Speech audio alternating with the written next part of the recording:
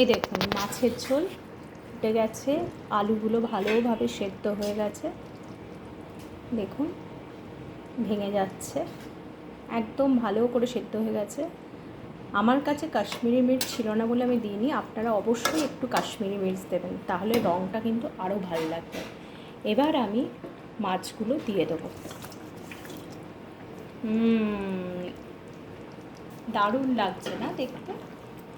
এই মাছগুলো এবার কিন্তু একটু কভার করে ফুটিয়ে তারপরে আমি গ্যাসটা অফ করব।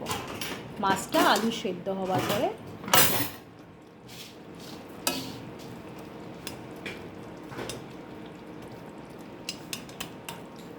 মাথাটা একটু ঝোলের ভেতরে ঢুকিয়ে দেবেন বা ডুবিয়ে দেবেন। ঝোলটা যেহেতু অল্প, এর জন্য একটু মাছগুলোকে ঢুকিয়ে দেবেন ঝোলের ভেতরে।